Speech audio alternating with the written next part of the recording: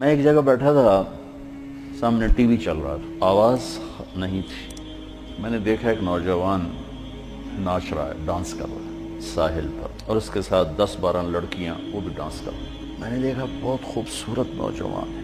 مجھے خیال آیا یہ جو اتنی بڑی گمراہی میں ہے اس کو ہدایت کیسے ملی، اور کون اسے جا کر اللہ کا پیغام سنائے گا۔ یہ وہیں بیٹھے بیٹھے ایک اس کی خوبصورتی اور جوانی پہ رحم آیا، ایک اس کے پلٹا کھانے کو میں نے بہت مشکل سمجھا۔ خیال آ کے گزر گیا، میں وہاں سے اٹھ گیا۔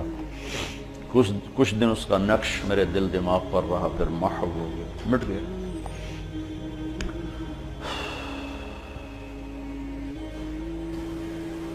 کراچی کا اجتماع تھا ستمبر میں، تو انہوں نے میرے لیے ایک چھوٹا سا خیمہ بنایا ہوا تھا کراچی والوں، تو میں وہ خیمے میں بیٹھا ہوا تھا، تو ایک نوجوان میرے پاس آیا کہ جی پاکستان کا ایک مشہور گلوکار ہے، اس کا نام ہے جنید جمشید، میں آپ سے ملانا چاہتا ہوں۔ میں نے کہا کدھر ہے؟ کہ میرے ساتھ ہے۔ میں نے کہا تم کیسے جانتے ہو؟ کہ میرا کلاس فیلو تھا۔ میں نے کہا لے آؤ۔ تو وہ اس کو جب لے کر آیا تو اس نے چہرہ چھپایا ہوا تھا، مجمع کی وجہ سے شاید چہرہ پورا سے چھپایا ہوا۔ میرے سامنے آ کے بیٹھا اور یوں کھولا تو وہ وہی نوجوان جس کو میں نے اسکرین پر ناچتے دیکھا تھا۔ میں نے کہا آپ کا نام؟ کہا جی جنید جمشید۔ میں نے کہا کیا کرتے ہو؟ کہا میرا موسیقی سے تعلق ہے۔ میں نے کہا گاتے ہو یا بجاتے ہو؟ کہا جی میں گاتا ہوں۔ کہ یہ جو دل دل پاکستان ہے یہ میں نے گایا ہے۔ اچھا اچھا اچھا، وہ تو بہت مشہور ملی نغمہ ہے۔ کہاں جی وہ میں نے گایا۔ اچھا، اس کے بعد میری اس سے کیا بات ہوئی، اب 20 برس ہونے کو ہیں، یاد نہیں، تاثر یاد ہے کہ اس نے آگے کیا جواب دیا۔ کہنے لگا میرا جی چاہ رہا ہے آپ بولتے رہیں اور میں سنتا رہوں، مجھے لگ رہا ہے جیسے کوئی میرے زخموں پہ مرہم رکھ رہا ہو۔ میرا ایک اور دوست بھی ہے، میں چاہتا ہوں میں اس کو بھی لے کر آؤں، سلمان، وہ بھی آپ کی باتیں سنیں۔ پھر تھوڑی دیر بعد اس نے کہا میں ایک سوال کرتا ہوں۔ ایک پاکستانی نوجوان جس گلیمر کو، گلیمر کہتے ہیں رعنائی، عیاشی، دنیا کی موج میلہ، جس موج میلے کو ایک پاکستانی نوجوان خواب میں دیکھتا ہے، وہ مجھے حقیقت میں حاصل ہے میرے پاس، لیکن اس کے باوجود میرے یہاں اندھیرا ہے۔ کیا یہ میرے یہاں اندھیرا ہے، یہ دل خالی ہے، مجھے یوں لگتا ہے میں وہ کشتی ہوں جس کا کوئی ساحل نہیں، جس کا کوئی گھاٹ نہیں، بے منزل مسافر ہوں۔ اچھا، بے منزل مسافر ہوں، یہ ایسا کیوں ہے؟ میری تو ہر خواہش پوری۔ میں نے کہا اللہ تعالیٰ نے انسان کو 2 چیزوں سے بنایا ہے، ایک جسم ہے، ایک روح ہے، ان دونوں کی ضروریات الگ الگ ہیں۔ جس کی ضرورت پوری نہیں ہوگی وہ فریاد کرے۔ جسم کو روٹی چاہیے، پانی چاہیے، ضروریات زندگی چاہیے، ان میں سے جو چیز بھی اس کو نہیں ملے گی وہ فریاد کرے۔ روح نہ عورت کو جانتی ہے، نہ روٹی کو جانتی ہے، نہ پانی کو جانتی ہے، نہ موسیقی کو جانتی ہے۔ روح ایک اللہ کا امر ہے جو صرف اللہ کو جانتا ہے، اسے اللہ چاہیے، اسے اللہ کا رسول چاہیے۔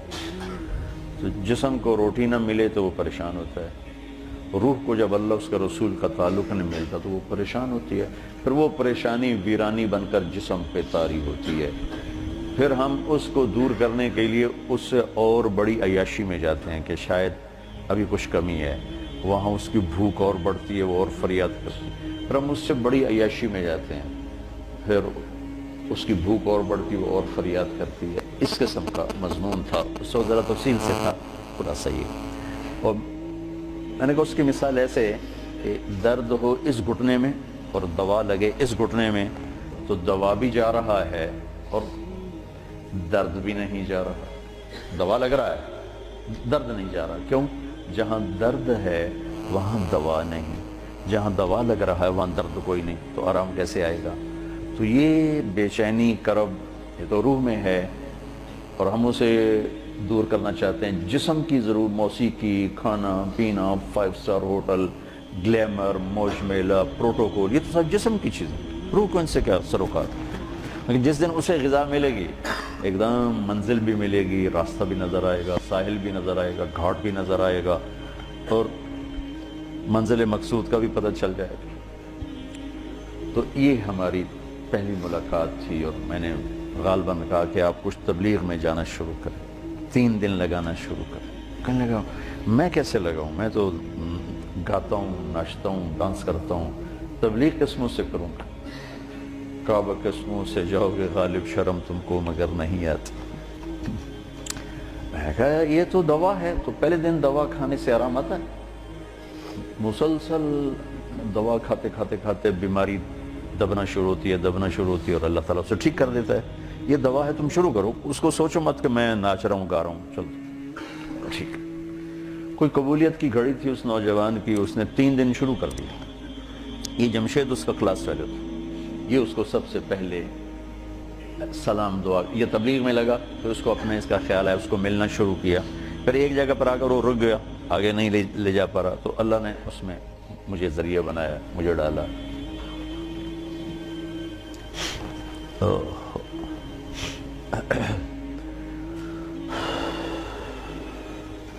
نومبر 1997 میں 4 مہینے کے لیے میری تشکیل ہو گئی امریکہ. مستورات کی جماعت، میں اور اہلیہ اور لاہور کی جماعت تھی. میں لاس اینجلس میں تھا، تو میں نے اسے فون کیا. تو اس زمانے میں یہ CLI پر نمبر نہیں آتا تھا، تو اور یہ اتنے موبائل فون یہاں اتنے تھے بھی نہیں، دوسرے فون تھے. تو میں نے اس کا فون نمبر لے لیا تھا. تو میں نے اس سے لاس اینجلس سے فون کیا.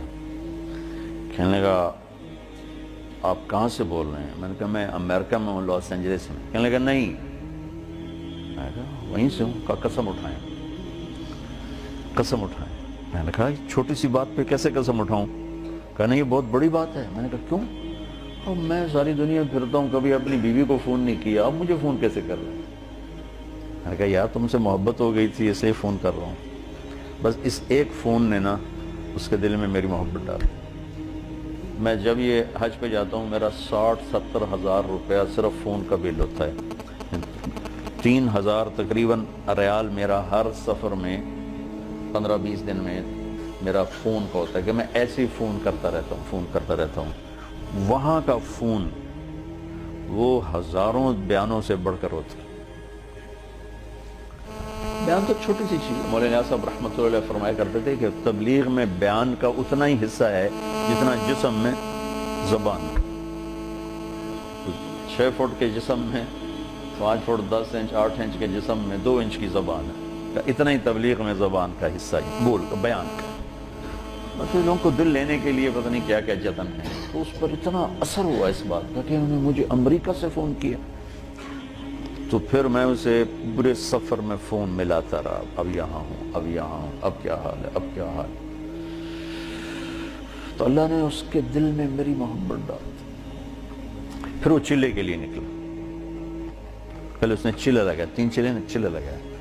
رائمنڈ آیا، ملا، میں نے بڑا پروٹوکول دیا، بہت پیار محبت، ہنسا کھیڈا. تو کرتے کرتے کرتے کرتے اس نے 3 چلے لگا، 3 چلے کے لیے نکل پڑا. غالباً 2001 یا 2 اس کا مجھے پورا یاد نہیں ہے. تو اس وقت یہ 3 چلے کے لیے نکلا. تو اس نے مجھے بالا کوٹ سے فون کیا کہ مولانا میں اس وقت بالا کوٹ کی ایک پرانی مسجد ہے، اس میں ہماری جماعت ہے. باہر فرش ٹوٹا ہوا ہے، اس پر ایک پھٹی ہوئی چٹائی ہے، اس پر میں لیٹا ہوا آپ کو فون کر رہا ہوں. اور جس سکون چین کو میں 5 اسٹار ہوٹلوں میں ڈھونڈتا تھا وہ مجھے یہاں اس ٹوٹی ہوئی مسجد اور پھٹی ہوئی چٹائی پہ مل چکا ہے. مجھے یوں لگ رہا ہے میں ہوا میں اڑ جاؤں گا. بعین ہی اس کے یہ الفاظ.